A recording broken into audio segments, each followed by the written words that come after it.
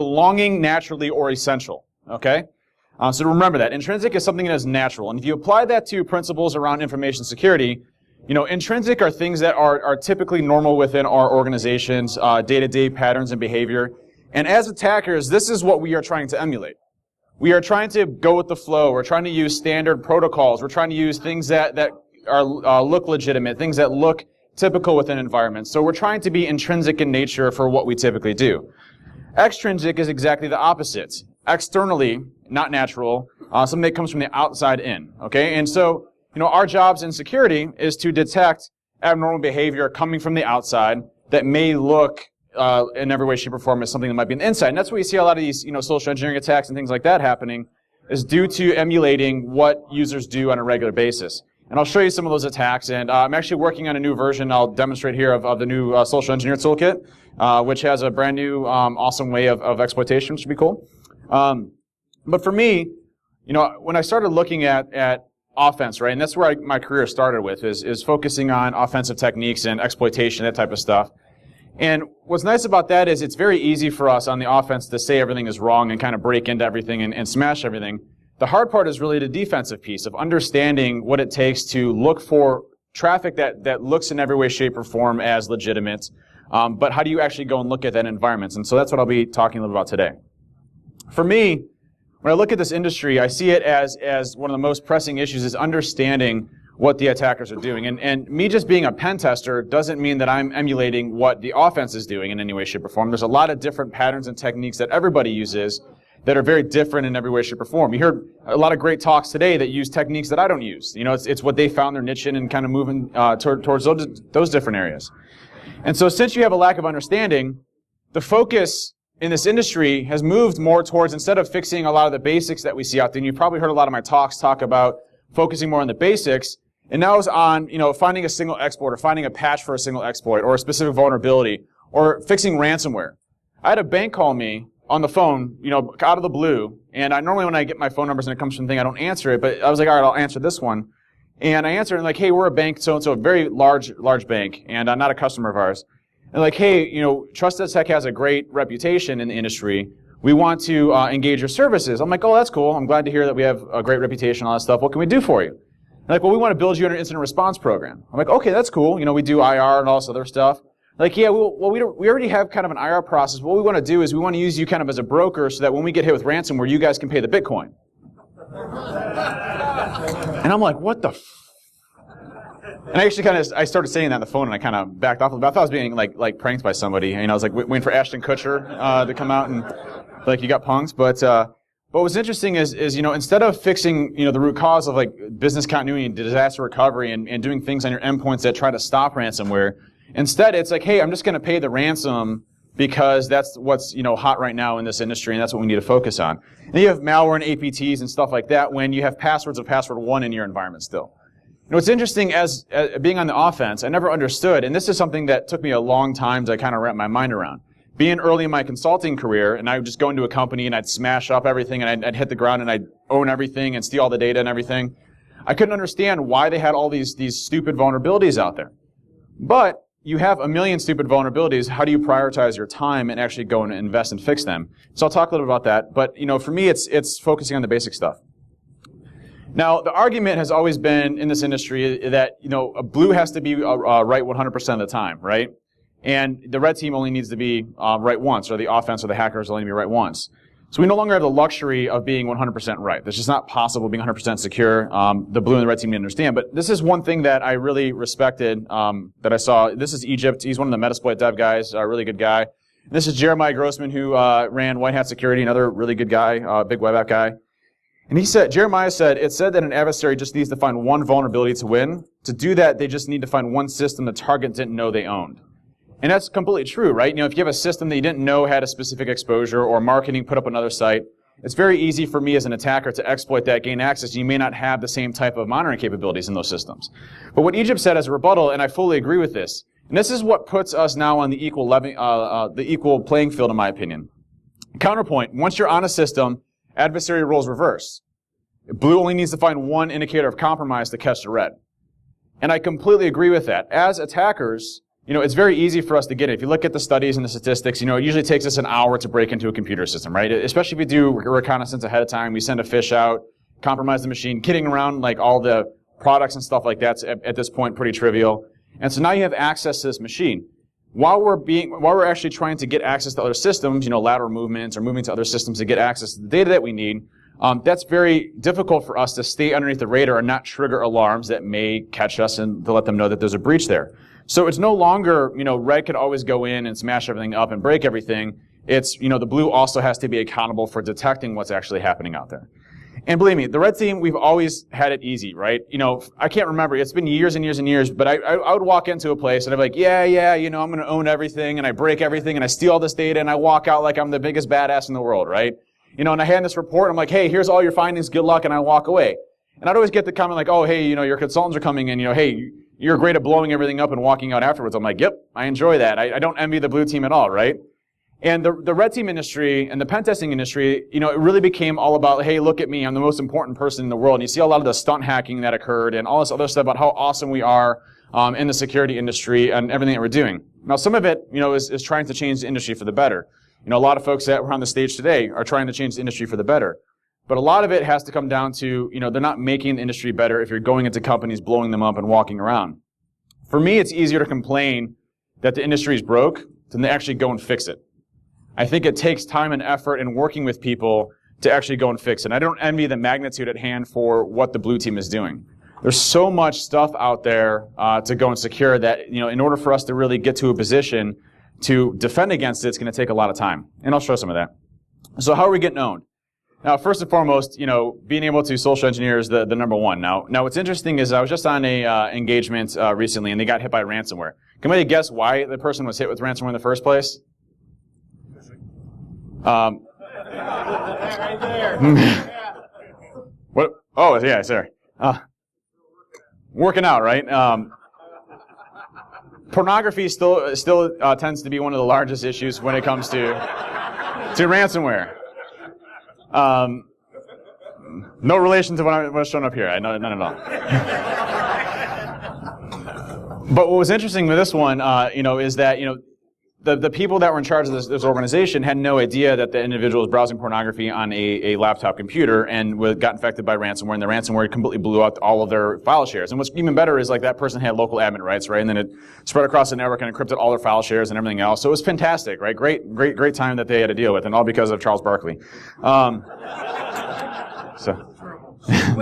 Terrible shake weights. We should have a conference. The conference should be, you have to give a presentation while doing the shake weight the entire time. Every presentation. That'd be amazing. Called Shake Weight Con, huh? Sponsoring it. Yeah, I'm sponsoring it. Trusted Sex can be a sponsor that one. So if you look at some of the statistics, right? And this is just based off of our analysis between BDS and Trusted Sec. 82% of the compromises that we saw were due to end user compromises. And that's no crazy statistic to us. Most of that seems to be pretty accurate for what we see consistently across the industry. And usually it has to do with, people clicking on stuff or opening up attachments. But if you look at a securities organization, there's supposed to be multiple layers of protection, right? You're supposed to have, things coming into the network and expecting all that. And then from there, once it gets to endpoint, protection on that. You're seeing all of those different layers failing us. Because for us as attackers, it's very easy to get around those. It's funny, most malware looks for things like sandbox technology, right? Most malware looks for things like, or gets around things like antivirus, right? Most, viruses use RFC, compliant, protocols like HTTPS or DNS exfiltration or ways of getting out that don't trigger normal methods. I'm not using a reverse TCP and Metasploit. That's not typically how it's working. So they use patterns that they know that we have for protection. And so even the stuff that we used to use for protection, just to get rid of the mass commodity of type of things, isn't really even working anymore. Perimeter compromises are still out there, but not as much. I mean, there's still definitely a whole lot of vulnerabilities out there, definitely a whole lot of exposures. Doesn't mean we're getting any better on the outside. It just means that it's so much easier to go after users. It's a high return, low investment on that side of time and effort and skill than it is anything else. I mean, I can go and buy an EK or exploit kit on the market for $200 to $800. And now I can send, social engineering campaigns out the next day. I don't have to worry about, figuring out what SQL injection is or learning how to hack web applications. I can just target the users and then use my ransomware stuff or whatever I'm going to use in order to do it. 4% employee error, typically around sharing credentials across the board or using the same, like, by the way, as a pen tester, I highly recommend when you're on a pen test, we wrote a script. We've cracked, we're at 96% of the LinkedIn passwords right now. Mine was cracked, by the way. Those guys, of course, pointed that out in the chat room the other day. It's an old password. I don't use it anymore. Dicks. And then, of course, I have people on Twitter like, hey, your password is cracked on LinkedIn. I'm like, I know. All right, my guys already got me before. Anyways. But we got about 95, 96% of the LinkedIn passwords cracked. But what's interesting is we were on a pen test, and we wrote a quick tool just to grep through. And so you just grep for the customer name, email address, and then the names that match based off of public email addresses. So like, for example, let's say my name was Dave Kennedy.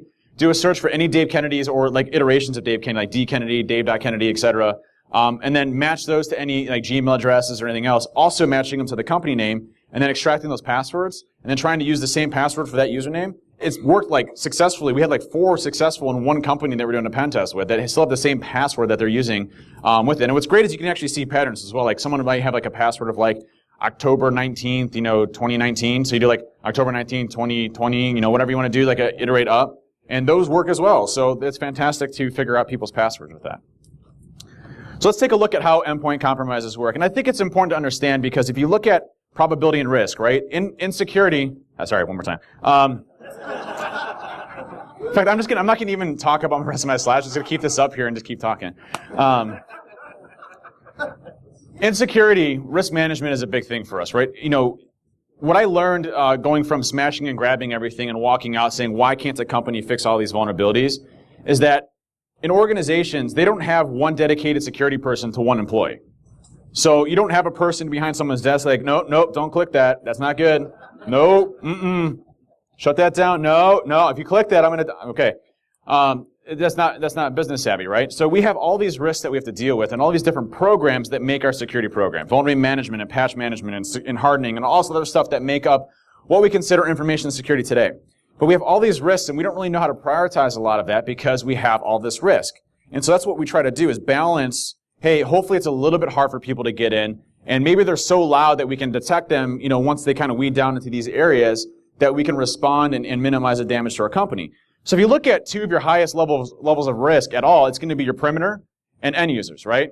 And what's great is I go into companies time and time again, and I break in and I smash everything. I'm like, did you guys see us? Like, no. I'm like, okay, well, you have this SIM here. You've had it for like 8 years.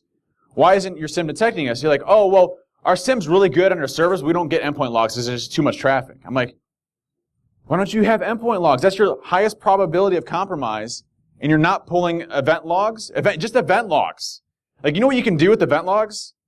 Just a couple of them. Like you can detect past the hash through event logs. You can detect lateral movements through event logs. You can detect a whole bunch of stuff through event logs just by grabbing those. Like, was it event log 4205 successful login? Look for successful and failures. If you see an admin moving from one system to another system to another system, what's that called? Lateral movement, right? There you go. So you got lateral movement licked based off of specific use cases. Same thing for past the hash. NTLM SSP logging in through remote host with a randomized host name. Probably not a good idea in your network, right? That's a good idea. Past the hash is probably being spread across your network and your infrastructure. So just by grabbing event logs and building use cases off your existing technology having your SIMs and reduce the ability of that is a good idea. And I'll talk a couple about those. But so anyways, how do endpoint compromises work? Because it seems like it's magic, right?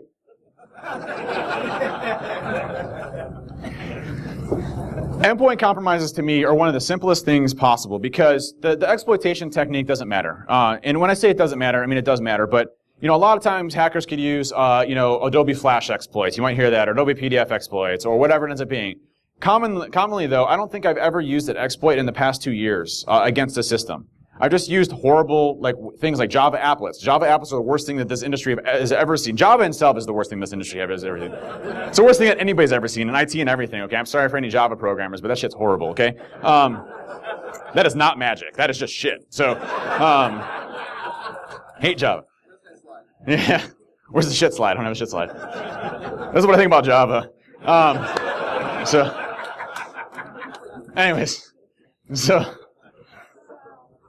But for me, exploitation around those types of systems aren't necessarily things that I use flaws that are how things are supposed to be designed. And I'll show you a couple of these in a second. So for me as an attacker, the first thing I do is do my homework. I threat model, which you probably heard Ian talk today, right? Talk all about threat modeling, so you now are threat model experts because Ian is an awesome threat modeler. Is that even a term, threat modeler? Anyways, and then you go and you attack, right? and then you do persistence and exfiltration. Now here's a good view of this, and I don't know if you can everybody see that a little bit? It's kind of, I should probably bold the letters a little bit. But the first thing I do in a life cycle of an attack, and this is very typical of a good methodology around compromising an organization, everything from start to finish. And this is kind of the same pattern that all of us use, but substitute in your favorite technique of compromising an endpoint with the other attacker's technique, whether that's flash or reader or HTA files or SCT files or whatever it ends up being. It could be whatever you want it to be, okay? So the first thing I do is I'm going to go after a specific organization, defining my target. Let's just say I'm going to target TrustedSec, okay? Now, I'm not giving you the ways of hacking TrustedSec, I hope, but so first thing you do is you define a target. Then you do your reconnaissance or intelligence gathering. You understand the organization that you're going after. What's great about like public tools like LinkedIn and things like that is people post all their shit online all the time. So it's like, hey, we use Blue Coat and we use Semantic Antivirus and we just implemented FireEye 3 months ago, so I know your FireEye implementation sucks because it's only 3 months old. And then we have this SIM technology and it happens to be ArcSight and we implemented ArcSight a year ago. Well, ArcSight takes like 17 years to mature, so then you have to, you have to do so. Sorry, I was throwing jabs out everywhere, aren't I? But you have all of these technologies, and I know how mature your programs are based off of your LinkedIn profile. So then I go like, okay, well, they're using Semantic. I don't got to do anything different at all, right? Hey, using FireEye, I don't have to do anything different at all, right? So, you have all these different things that they have as far as technology that you want to get around to make sure that you know. So doing reconnaissance about who you're going to target. Now, what's great, though, is who's your eventual target of who you want to compromise. Do I want to go after sales? Do I want to go after marketing? That takes a lot of time because if I compromise one organization that doesn't typically have rights, it takes me a while and I might get a higher detection rate. But if I go after folks in IT, they're more savvy against these types of attacks. So, usually I end up erring on the side of caution and going after like sales and marketing people or people in R&D are great folks. But salespeople do anything you want them to. What's great is if you set up a business that is exactly the same as theirs that they're trying to sell to, like you make a fake website like that is in their industry vertical. You're like, hey, I got $5 million. I need to spend with you by next week. Can you hook me up? Yeah, dude, what do you need? I mean, I can get you anything you want to. Like, well, I need you to click this link. It's going to hack your computer. Like, cool. Can I still get money? It's cool. It's fine. So, and it's crazy. Like, I mean, you can literally on these phone calls, especially if you do phone calls are the best. Like, people don't expect you to con them on the phone, so you can do whatever you want to on phones. Like, yeah. It's funny, we all have like running pools in the office. One of our sales guys, Ryan, one of my best friends, we put him on a social engineer call. It was his very first social engineer call last week. We're all monitoring him, like, hey, this is what you should do. And he wanted to get kind of involved because salespeople are awesome social engineers, right?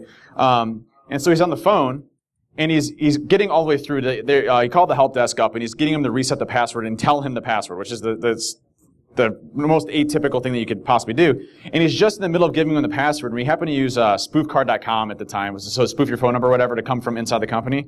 And he's getting the password, and he's halfway through giving him the password, and the friggin' phone thing cuts off. Spoofcard is completely down. Loses everything.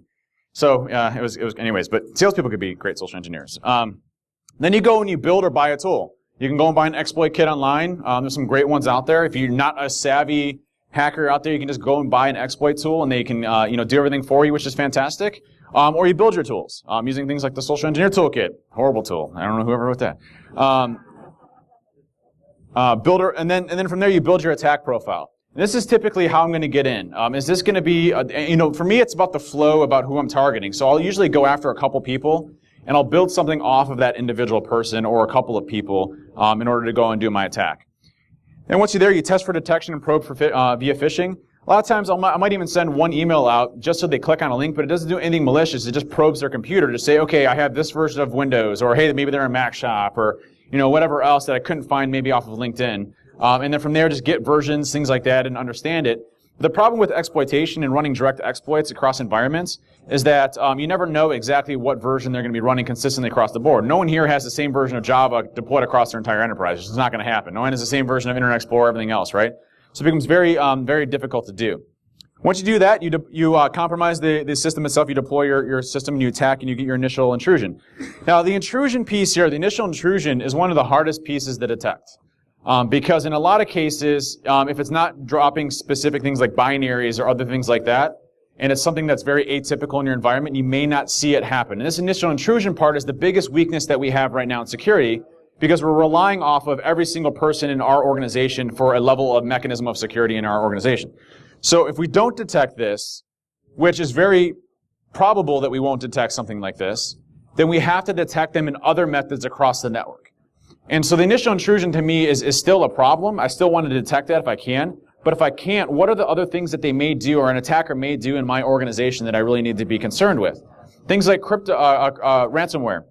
Ransomware will enumerate a lot of the crypto libraries that are built into Windows right ahead of time and start, firing away at systems. You can build detection capabilities around to say, okay, if something is enumerating the crypto libraries and it starts, reading in a ton of files and renaming files immediately, you want to shut that process down almost instantaneously so it doesn't actually happen in your environment. But more traditional attackers, once I get my initial intrusion, I establish a command and control infrastructure, and I start moving to systems that I need access to, right? And there's a lot of techniques that we use to do that. Things like clear text passwords in memory using like the WDigest method with Mimikatz, or other things like hashes on the systems, or LLM-NAR, local link multicast resolution protocol, or MBNS. All those are common methods for us to try to move to different systems to get access to. What's also interesting is that most of the main exploitation methods are still binary droppers. Like still to this day, and a very high level of it. Like even if you trigger an exploit, like let's just say I get hit with Adobe Flash exploit, it's going to download a binary onto the system and infect the system with a command and control infrastructure. And almost 93 to 94% of the time. Now things are moving to PowerShell, and they still are definitely in PowerShell. I guess we have Bash next to be thankful for. Like they're incorporating Bash into Windows, which I thought was amazing. Like I was doing a happy dance, almost as excited when we won the championship for Cleveland. But if you look at the binary stuff, we're still struggling with binaries. So what I would offer to say with this is that, you have the ability right now within your organizations with like AppLocker. You can say if this binary is not signed with these specific publishers, then don't allow this executable to ever run in your environment. That alone can stop a large percentage of like 90% of your bullshit that you're dealing with on a daily basis just by doing that. Now we're going to say, oh, well, we can't do that because our environment is so jacked up and people are installing stuff everywhere, we can't do a baseline. I understand that, but you have to figure out a balance between that, right? Maybe only allow executables to run in a certain directory or something like that. You can figure out ways around it. But at least baseline, and all executables should be code signed. If they're not code signed, you shouldn't even allow them in your network in the first place. Be like, hey, I don't care what company you are, but you're not code signing your stuff. That's not legit. So you can stop a large percent of those. Most hackers don't code sign stuff. Granted, I think there was one recently. I think Angler or Tesla, one of them, actually did a code signing one recently, but that was quickly stopped and removed out. But that still stops a large percentage. So let me show you a demo using HTA with set version 7.2. Now, what's cool about this version is one of the main methods that I used to use was Java applet attacks. And I can still use Java applet attacks. I kind of use that as a fallback method. But people have been getting kind of conscious around Java applets and blocking them, which has been good. So I moved to this technique called HTAs. And I've been using this now for about 2 years, about 2 years. And HTAs are great because there was this book that Justin Elzy, one of our pen testers, brought me onto, and I was like, he was telling me about HTAs and how cool they were, and he finds this book, and it's from like 1997, and it's like this thick. It's like a 400-page book on hacking or something like that, and it's like this big and like that wide, and it's like rainbow colors and stuff. I don't remember the name of it, but like on page like 7,922, it said like, there's this cool method you can use with like HTAs, and you can infect machines with that, and that was like in 1997. They're cool again because they're basically like Java but for Windows. And you don't need to have Java installed, and it's the same type of prompt, but it's just built into Windows, and you get full code execution. You can compromise everything, which is awesome for us. So let me show you a demo.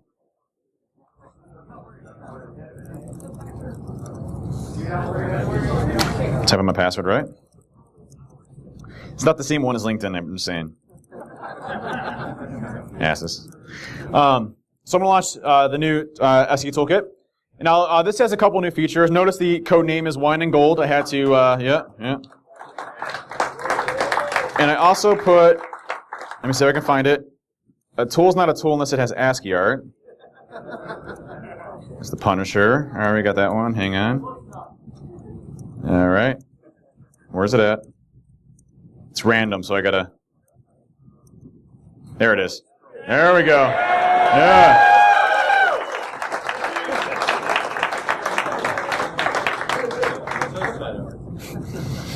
What's a calves? What's a calves? What about cows? You are dead to me, sir.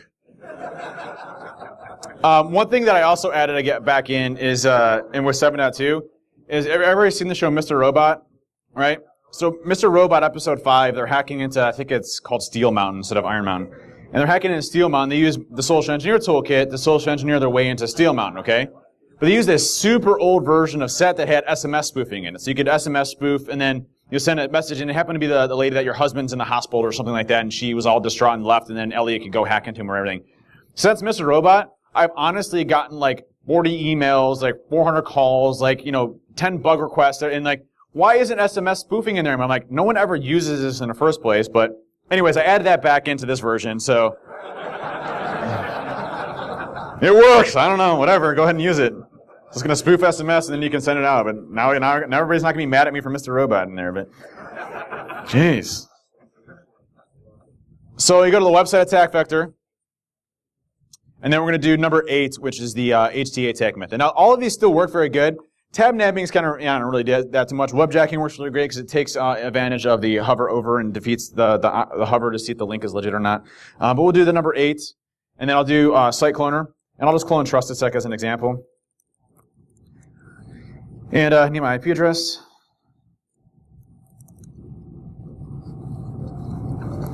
Now, this has been drastically improved in 7.2. For one, everything is completely obfuscated with dynamic variable names, encryption on top of it, so the payload is actually encrypted in memory. Did a lot of great stuff around the pieces around actually detecting this. It does PowerShell injection, so it never touches disk. So it's doing PowerShell native PowerShell injection and then sends it up.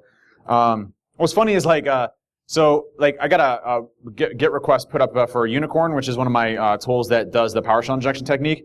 And like, hey, it's getting flagged by, I think it was Symantec or McAfee, I don't remember which one. But like, hey, it's getting flagged. I'm like, oh, that's weird. So I started looking at it, and I realized that I forgot to randomize 2 of the variable names. And of course, they're flagging off the 2 variable names. So I just randomized the 2 variable names, and they got around all of those. So whatever.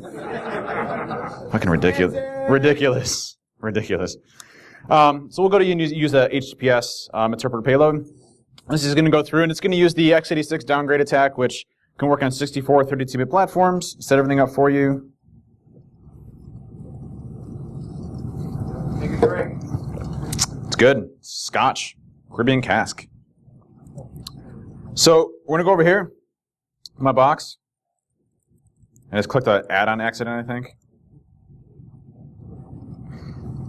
And then we just go to my IP address. But what I would do is I'd create a great looking website that would be believable in every way. I'd send an email out to them saying, hey, you need to go to this website to do something, right? There's so many different awesome pretexts that you can use to get access to machines. I mean, Martin has ones that they leverage that they like. Justin has ones that they like. Paul leverages different ones. You can do everything from health benefits to, whatever you want to, especially if you're doing research on the company. When you're doing social engineering, it's all about making something believable. It can be completely ridiculous. As long as it's believable, it doesn't make a difference, and they'll click the link. And you can even build things in like, hey, this is an employee verification system, so as soon as you get to there, make sure you hit open, okay? Make sure you hit the open button, and it works, and you'll be all set. So you hit that. We'll go to our site, hit open. Now you get this, right? The publisher is Microsoft Windows, right? Does that look good to you guys? Isn't this Java again? I don't have to sign shit. I don't need a code signing cert. I don't need anything. It just says, hey, name is the Microsoft HTML application host. Publisher is Microsoft Windows. Is anybody here not going to click that? You guys are bull. If you guys got that, you can be clicking it too. I'm sending you one next week. We're going to see about that. You hit allow. And as soon as you hit allow, it redirects to the legitimate website itself. So you're at trustedsec.com, so you don't notice that you're at a malicious site in any way, shape, or form. And then over here we get our shell.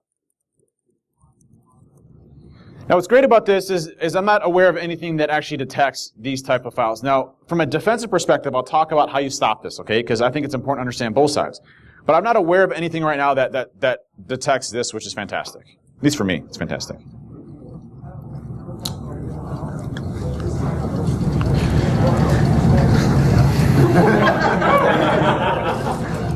I just need to inject that into every other slide.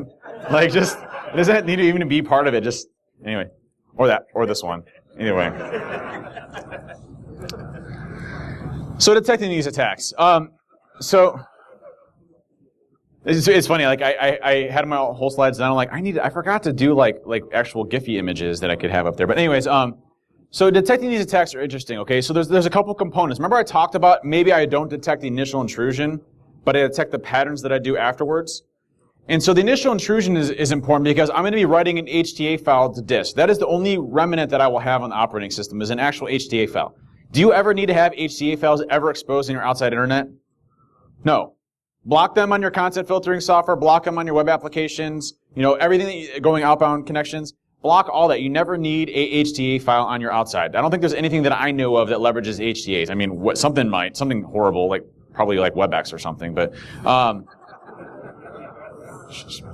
anyway, sorry. Hopefully no one's here from there. But so you might need something like that. But I've never seen an HTA file that you never need. So disable those. Same thing for there's a great list. And if anybody's interested, just email me. It's davek@trustedtech.com. Don't send me any HTA files, but I can send you a list. I have a great list of things that are being leveraged right now for exploitation that are very atypical type file formats, like SCT files. Those are being leveraged very hard. C-script files are being leveraged very hard. Java files are being leveraged really hard. You can block those at your firewall without very much impact at all to a lot of your performance of what you typically do. So blocking those is very easy. But what's also interesting, so I'm going to write an HTA file to disk, which you should detect. If anybody's using Windows 10 or has at least PowerShell version 3 or above in their environments, you can detect PowerShell commands through event logs. Which is fantastic. So you can see, hey, if I'm putting encoded commands, or IEX, invoke expression, or a lot of the other ones, you can build great detection rules off of PowerShell injection, which would definitely flag on these as well. I'm a huge advocate of what are called honey tokens, okay? Now, again, remember I talked about the initial intrusion itself, you may not detect, but you can definitely map out the rest of it, right?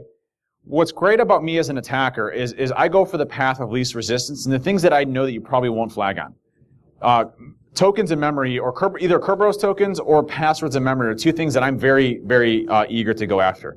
Now, there's a command that you can leverage, and is everybody familiar with Local Link Multicast Resolution Protocol and NBNS NetBIOS name services? There's a tool called Responder out there. Everybody familiar with that, right? So what Responder does is it sits in the network and it listens, okay? And it listens for, what happens is your Windows machine will say, hey, I need to access a file share. I need to find out what the resolution is for this host name to IP address. And it checks its local cache. If it's not there, it checks its local host files. If not, it sprays across the network and says, hey, is Bob's computer anywhere? Does anybody know where Bob's computer is?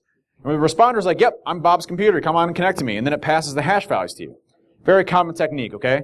The second technique that's also very common, and this is used consistent across the board, whether you're a pen tester or a hacker or whatever, is using something like Mimikatz, being able to extract clear text passwords out of memory. So there's a couple of ways that you can really mess with hackers. The first one is, and I'll show you a better way of doing this. This is kind of a hack job of doing it. But you can run as with the net only command. What that does is it says don't communicate out with the domain controller, don't authenticate, just spawn a process with this username and password. And it will actually send a clear text username and password that is not authenticated with that username and password across your environment. And what you can do with this is you can send a scheduled task across all of your endpoints and servers and say create just notepad.exe across your network with these username and passwords. Create a domain admin account with this, just say it's GOAT, right? Say my domain is TrustedSec and the username is goat-da, not enticing at all. Create a domain admin called goat-da. Create a super complex password. And then if you ever get a failed login attempt in any of your environments for that account right there, you know shit's broke. Like you are in trouble, right? Someone's in your stuff with Mimikatz and all up in it, right? So that's a great one right there. There's also what you can leverage is randomizing host names and then doing those out while you're doing this run as command, because it'll actually spray it out with that username. Now the problem with this technique though is that it'll only use the local host name that you're using and the credentials that were used for that specific one. So I don't recommend this one. I'll show you a better way of doing this. And so what's great about working in a development shop, we have a tool called Vision, and all the guys, we're all sitting around together trying to figure out ways of being able to do these in our tools. We came across this Windows API called Create Process with Login W. And this specific API is one of my most favorite APIs because it serves two purposes for me. The first one is I can create honey tokens across my environment with this specific call. So this specific call right here has the ability to create a fake username, fake password, and on a domain. So you can leverage this in PowerShell as an example, run a PowerShell script across your network with these fake credentials and not have it prompt or not even show anything.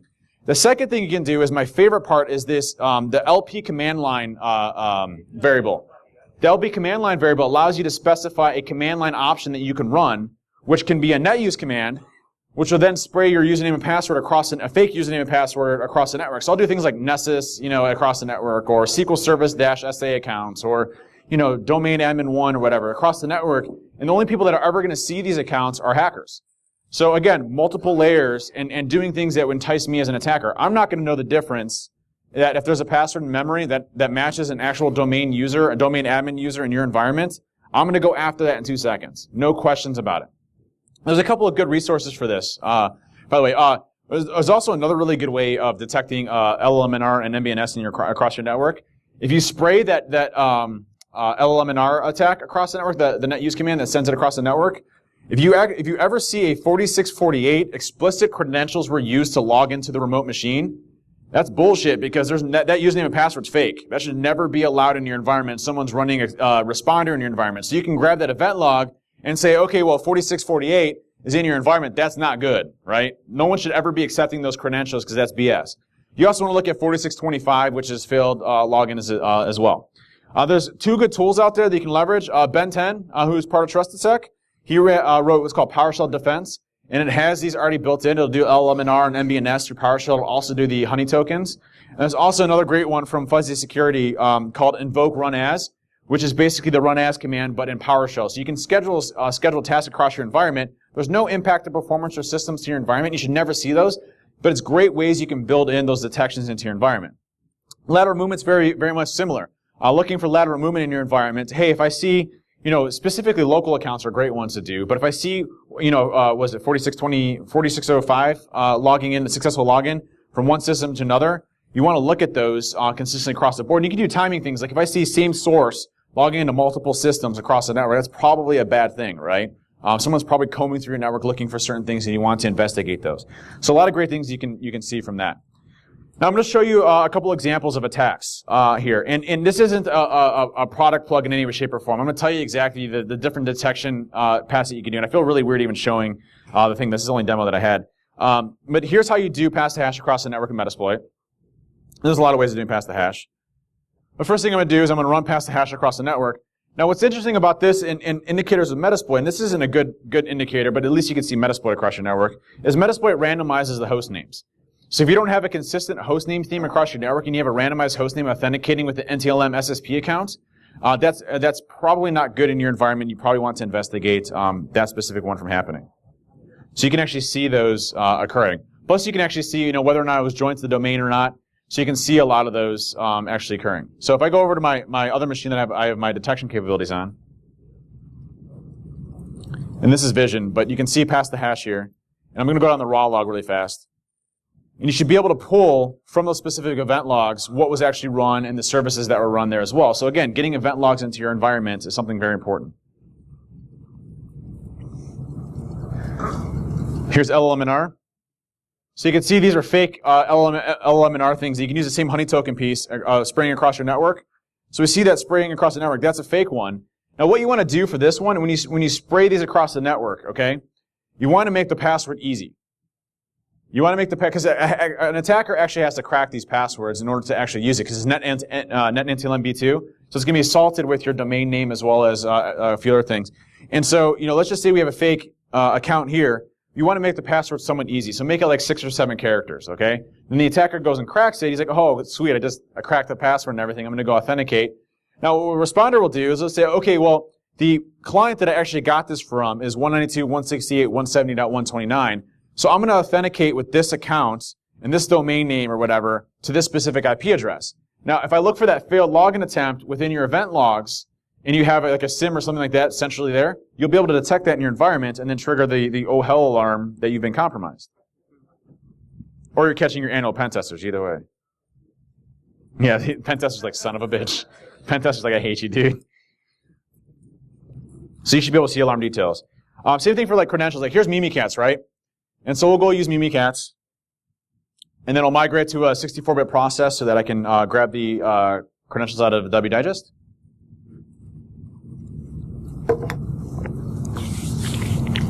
And as soon as I migrate over, I'm going to grab all the creds.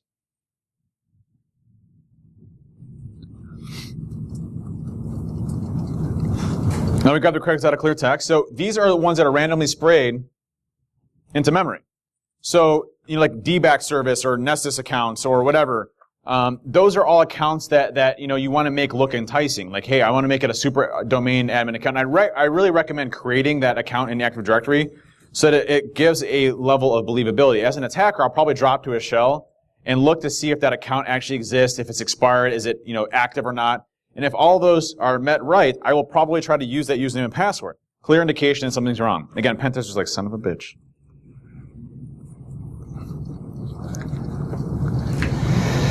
And so here's a way of looking at the, so here's using set. I already showed this one. I'm not going to even go through it. But same thing again, detecting HTA files and stuff like that. So a lot of ways. So I showed you a few different things of detecting. Now, what's interesting is there's a lot of terms now coming out of this industry that are very good. I think hunt teaming is fantastic. I think purple teams are fantastic. If you're not familiar with hunt teaming, it's the ability of going out and looking for things in your environment where you already assume that you're compromised or that there may be indicators in your environment that you want to go after. Very noble thing to have in your environment. But what's great about the hunt team side is that it's taking people that were traditionally like looking at logs all day long or looking at SIMs all day long and getting them more on the offensive for the defensive purposes. So going out to systems and looking at things, investigating things, actually getting them from just log analysis to more going on the offensive and understanding red team techniques. And I think that's really important. I think the hunt teaming movement needs to have people that are part of the red team and blue team on that in order to really understand what's happening, more so that purple team side. For me, when you look at a lot of these vulnerabilities that we have, I think if you look at down the road, like 10 years, I think we're going to be in a much better state as an industry, at least a little bit more stable. Because right now, what happened is we didn't realize this whole security thing was really going to happen the way it did. Well, we all did. We were like crying wolf for like 20 years, but the business never said anything like that. And they're like, "Oh, you're not going to be able to fix everything overnight, so it's going to take a lot of time to get better." A good example is the hacking team. You ever watched what happened with the hacking team, right? The group that made the exploit kits and then sent it out to everybody. They got hacked, and then the hacker actually published probably one of the best well-written reports that I've ever seen in my life. Like if you ever watch the report, like he gives like specific references and shout-outs and like links to how he figured out the research that he did, and like it literally like if he wasn't illegally hacking into businesses, I would love to hire the guy because he's got some skill, right? Which is great. Minus the whole illegal part, I wouldn't do that, right?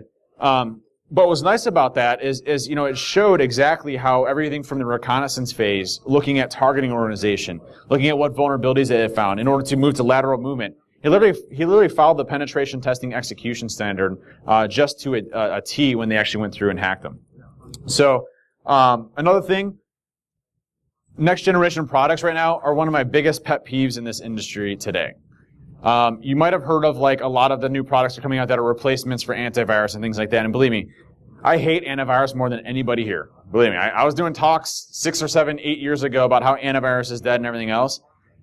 The problem is that a lot of these new technologies that are coming out, that stop 99.9% of the hackers, or like they're literally not something that is going to be a benefit to you long term, because at least the antivirus products have other components to it, like firewalls and stuff, right? Or like heuristics stuff, which like still sucks, but it doesn't suck as bad as just having nothing, right?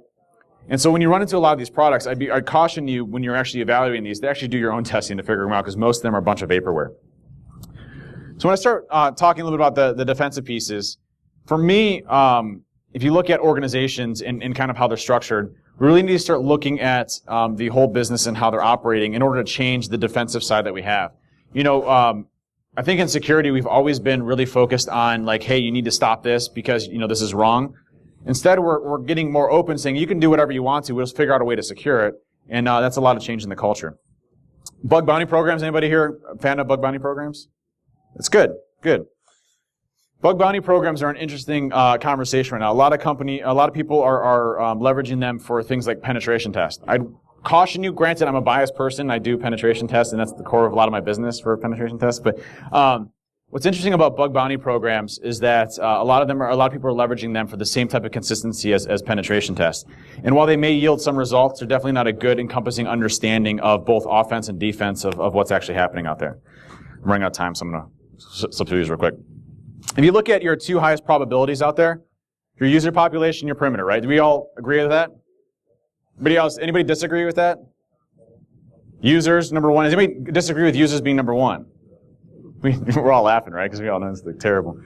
And your perimeter being number 2. So we know that that's the problem. That's what we need to focus our security program on and our defensive capabilities. Some mitigations that I really recommend, things that stop me as an attacker, randomized or disabled local admins. Me being able to compromise one machine, escalate myself up to administrative level rights usually isn't too hard. Then getting the hashes or the passwords off of one system and then moving to other systems is typically how I operate as an attacker. So you randomize those on each individual machine, either endpoints and servers. It becomes much more difficult to actually go and leverage those.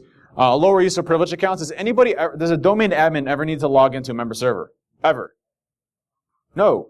You don't need a domain admin to ever log into a member server ever. You need to have member server accounts for those admin guys, and then separate accounts for domain admin. I know it sucks. It's a bit of a process because they have to remember, oh, just another password, right? That's why we have password vaults and stuff, which just got owned recently. But so you don't need a domain admin ever logging out. Now, for me as an attacker, I want access to everything. I want access to the passwords. I want to get the golden ticket so I can maintain access for a long period of time.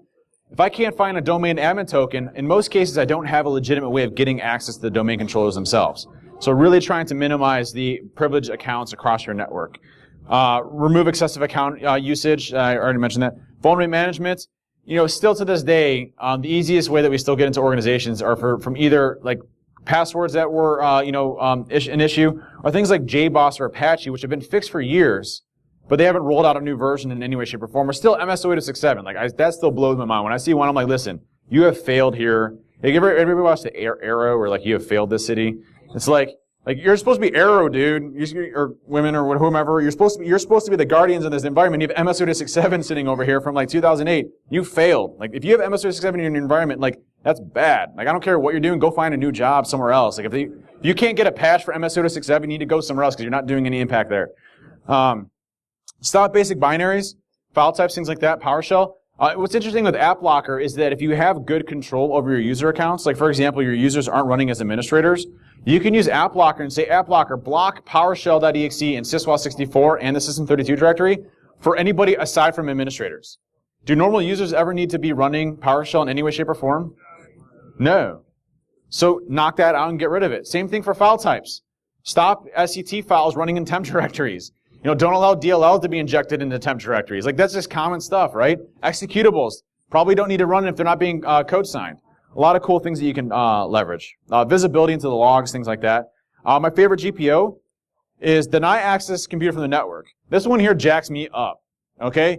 You take this out and you remove everybody but like your IT help desk folks and everybody else that needs access, and I literally have no way of moving laterally in the environment even if I have an administrator account.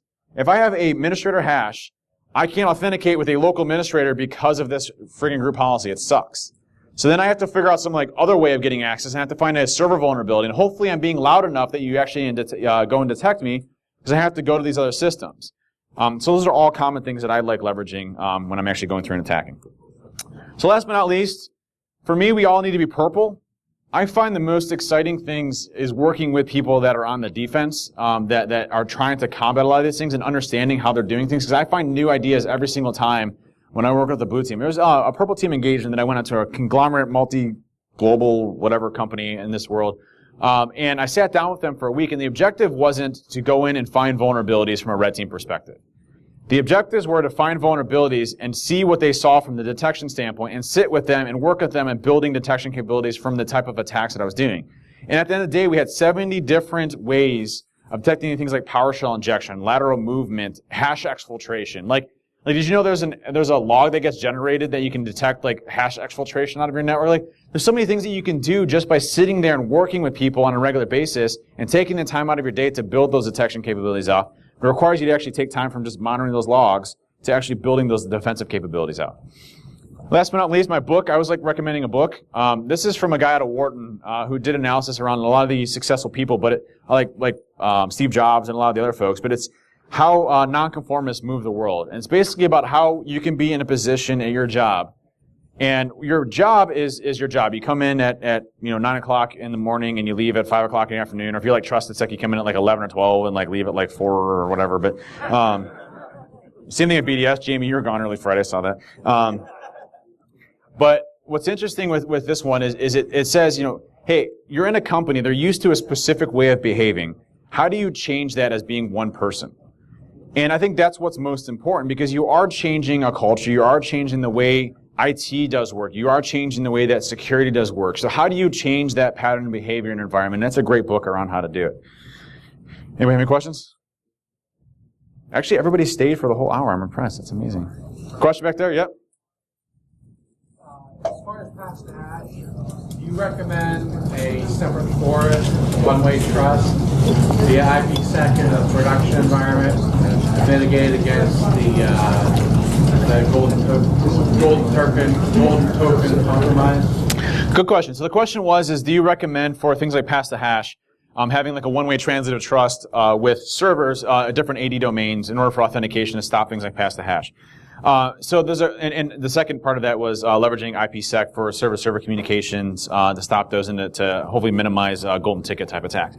So there's a couple pieces to that. One is your user account still need to authenticate in some way, shape, or form, right? So if I compromise the machine, pass to hash is still going to be pretty effective across the board because I'm already authenticated on that domain. I still have the ability to move to different, at least endpoints, not necessarily servers. Server isolation is probably the best recommendation. Your user population shouldn't have to communicate on things like NetBIOS and SMB and RPC and RDP and all these other communications, right? So to me, I'd minimize all those ports and protocols as much as possible. Obviously, for things like domain controllers, you still need those ports and protocols, not RDP. But file servers, you still need some of those. But defining those roles within the organization, and then creating more of a perimeter around your server pool environments. So that even server-to-server communications can be shut down quite a bit of not having to communicate to one another. So you create more of those islands from that. And IPsec will definitely help from server-to-server communications. But if I already compromise a server, I still have the ability to authenticate to the same type of server on the same network across the board. So that doesn't necessarily stop lateral movement in those environments if I find a vulnerability in those type of areas. So I'd recommend minimizing the ports and protocols. Leveraging what you mentioned are great additions. Golden ticket is a little bit harder because it's forging, a Kerberos token that never really expires, that you can leverage forever and ever and ever, in the environment and still compromise even when you've reset, passwords across the board, except for KRB or RRT or whatever. But those are things that I'd recommend, is kind of minimizing the footprint of those. Golden ticket's extremely difficult, to protect against. If it's in a separate forest, don't you protect it? Like if the servers are in a separate forest? Then how are they going to authenticate to things like, granted, I understand you have a one-way trust, but how are you going to handle direct server communications? Is that going to be in another, server admins and stuff like that? Well, the administrators of the domain are in a separate forest, so you protect. But what if I compromise the administrator's account? You have layers of defense within Sure. the domain, so that in the separate forest. Yep. They can administer the domain, Yep. the users within the domain, but it's a one-way trust into that, like the red forest is, I think that Microsoft refers to it as. Yep. So doesn't that, the one-way trust between the two forests protect the golden ticket that's in the other forest? Absolutely. So, for one-way trusts, if I have the ability to do certain permission types on there, that's fine. However, what I would say though is you're still going to have user accounts in that separate forest, correct? Or the separate domain, correct? So, are any of your administrators that are in one forest never going to have the same password in the other? Well, that's good because that would be unique to me. So, but that's good. If you can keep them completely separate and isolated, that's fine. But there's a lot of ways for me as an attacker to still leverage that. For example, if I'm going to log into that separate domain. That is the protected forest or whatever you want it to do. I'm going to monitor the administrators of that account and their keystrokes. I'm going to monitor everything they're doing from their machines. I'm going to leverage the jump boxes that they're leveraging to go into there to actively go and do it. Whether it's SSH to get in and monitoring those and hooking into that and doing those, or RDP. I'll typically survey and monitor those until I can find a way and commonly into those. So it's not 100% in any way, shape, or form, but definitely a much better layer than what we typically see out there for sure. Any other questions? When you compromise golden tickets, have you ever done it in production, or you specifically test, different tests? Well, with golden tickets, I'll usually forge it off the domain itself because you just need that. You need the password, you need the domain name, the SID, and a couple of other things, right? And a domain GUID, I think. And you can forge the Kerberos token off of that offline and then leverage that again across the board. So you can do that completely off the network and then keep that ticket saved, later on down the road, and you don't have to worry about it somewhere else. So you can typically forge it without having to have any issues, and that's really hard to detect too. Any other questions? Well, hey, round of applause for everybody that made BSides possible. Rocky, everybody else out here. Justin, I know a lot of folks helped out, so thank you, BSides, for having me out here. And that's it for me. Let's drink.